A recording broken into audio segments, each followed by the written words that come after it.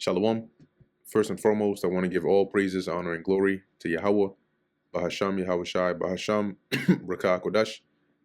Double honors to the elders and the apostles of Great Millstone, and peace and blessings to the elect.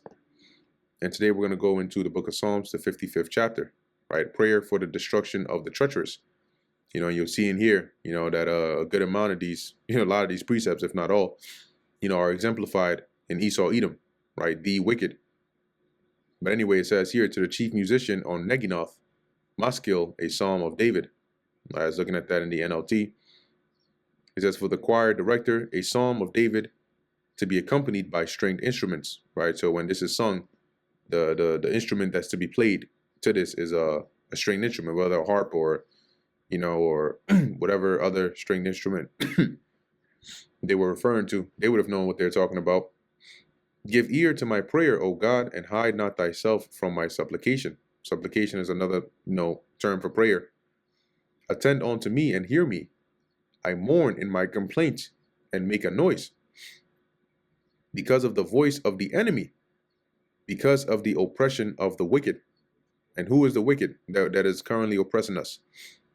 Right? For they cast iniquity upon me, and in wrath they hate me. And as much as David is speaking about his adversaries, in the spirit, is also speaking about us and our adversary, the wicked. Once again, go back to Malachi 1 and 3. That's Esau Edom, the wicked. So it says here, let's read this in the NLT. My enemies shout at me, making loud and wicked threats. They bring trouble on me and angrily hunt me down. My heart is sore pained within me, and the terrors of death are fallen upon me. Right, so he's saying, I'm in distress. My heart, my mind is restless, and I feel, the fear of death, is like closing in on me. Fearfulness and trembling are come upon me, and horror hath overwhelmed me. And I said, oh, that I had wings like a dove, for then would I fly away and be at rest. Right, and that's what? Deliverance.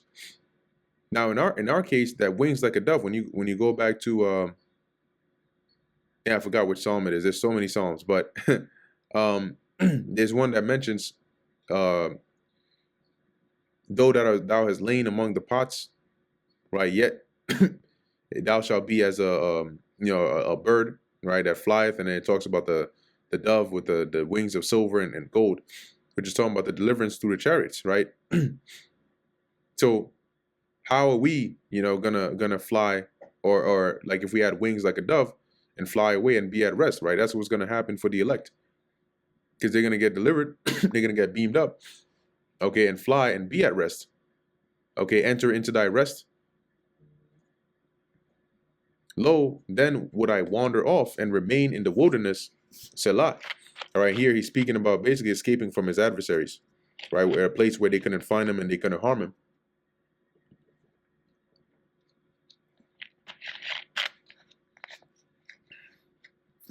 I would hasten my escape.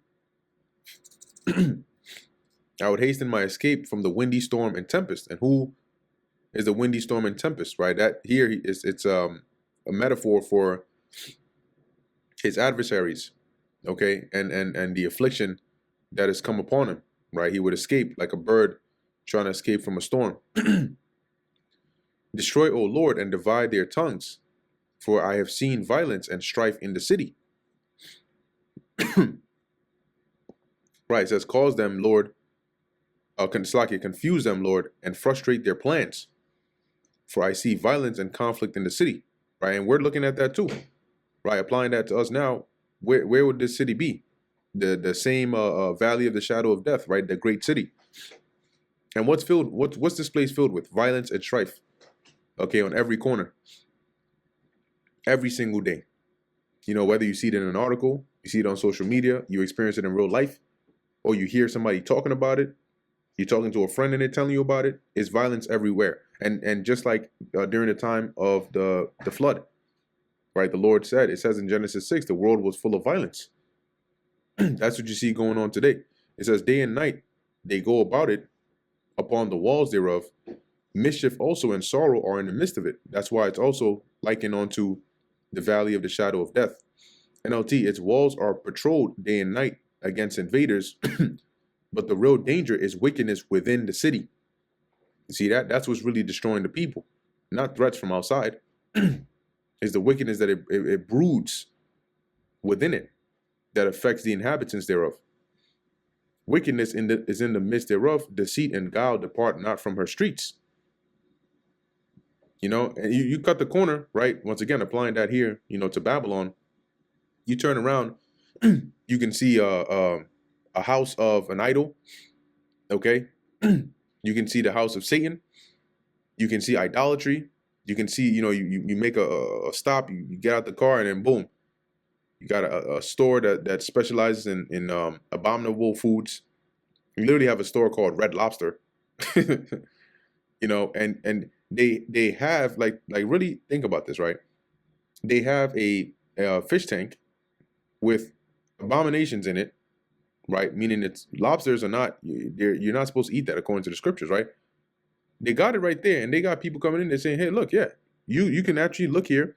The one that you want, you pick it, you select it, we'll cook it up for you. Whatever style you want. They're literally promoting it. And that's the lifestyle of death. Okay? They promote adultery, you know, death, murder, trafficking. I mean, what kind of wickedness under the sun doesn't go on in this place? Again, as I said, it departs not from her streets. For it was not an enemy that reproached me, then I could have borne it. Neither was it he that hated me, that did magnify himself against me, then I would have hid myself from him.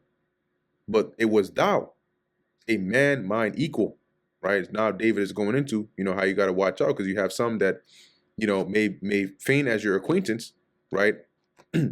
Or your equal, and then actually be the ones that lay a wound under you, right? That are treacherous.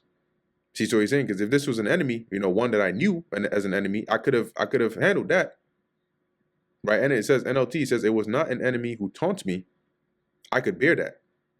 It is not my foes who so arrogantly insult me, I could have hidden from them. Instead, it's you, my equal, my companion and close friend. Okay, it says, we took sweet counsel together and walked into the house of God in company. And you got that, right? In our case, right, in this truth, you have that. You have certain men that at one point labored with us, but as John said, they went out from us because they were not of us.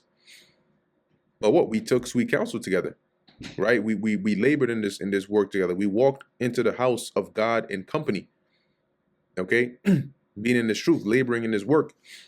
But you have some that turn, you know, whether they take the bag or they fall out, whatever the case is, you know, they become bitter. And like in Yahushua's parable, they they begin to smite the men servants. Right? Let death seize upon them. Let them go down quick into hell, which is a grave. For wickedness is in their dwellings and among them. So now comes the condemnation. As for me, I will call upon God, and the Lord Yahweh shall save me. Evening and morning and at noon, I will pray and cry aloud, and he shall hear my voice. That's constantly. Right? I'm constantly going to be sending up my prayers to the Lord, and he'll hear me. Ye have delivered my soul in peace from the battle that was against me, for there were many with me.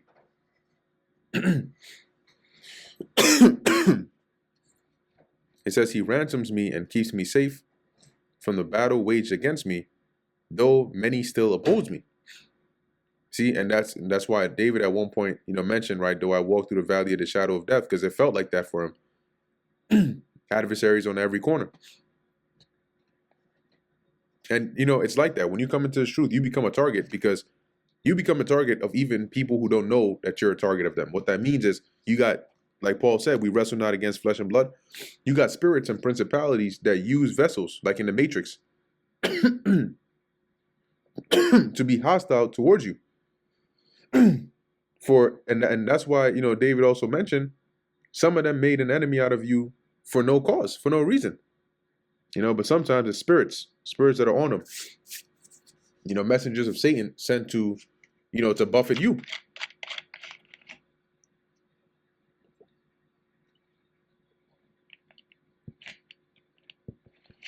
Okay, continuing.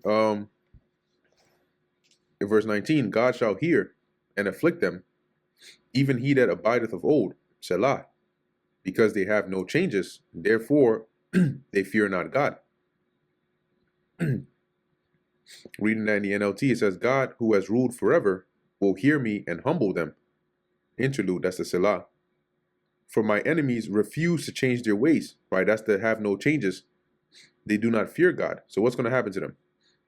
He hath put forth his hands against such as be at peace with him. Okay, and this applies to Esau right now. Yes, this also applies to those. Remember, he mentioned those that were mine equal, that were close to me. But it also applies to Esau as well. And putting forth his hands to such as be at peace with him, he hath broken his covenant. See, he can't be trusted. He'll give it. Daniel 9, right? That's an example, right? He shall make a covenant, and in the midst of the week he shall break it. Okay, so it says he put forth his hand against such as be at peace with him. Those that you weren't at war with, you didn't have any problems with, or they didn't have any problems with you. But that's the devil. That's a deceiver. That's what they do. For what? For their gain, for their advantage. The words of his mouth were smoother than butter, but war was in his heart. So he speaks soft, smooth words, in a pseudo alliance, right? What is it? What is this thing called? It's the war motto of the Mossad. Yeah, by way of deception, right? The Mossad, they like to include that former motto. Okay. I'm gonna read it right here. No, don't try to give me no sugar-coated way. Okay, it says here, I'm trying to find the actual wording, but it's by way of deception. I think it's by way of deception we wage war or make war, something like that.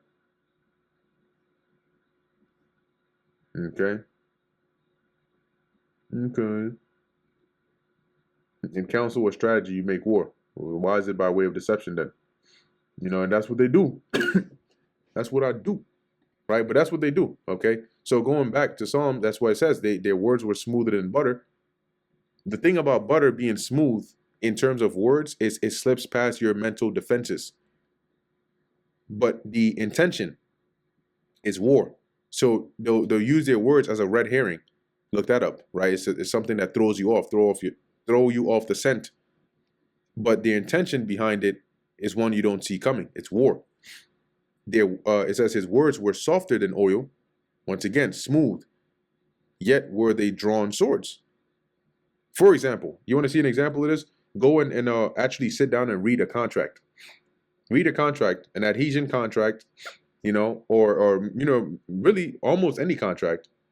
And when you actually read the details of said contracts, you'll see, wait a minute, you're signing something for a product that you can use, and there's so many disadvantages in here. There's so many, secret things that are hidden in here to work against you.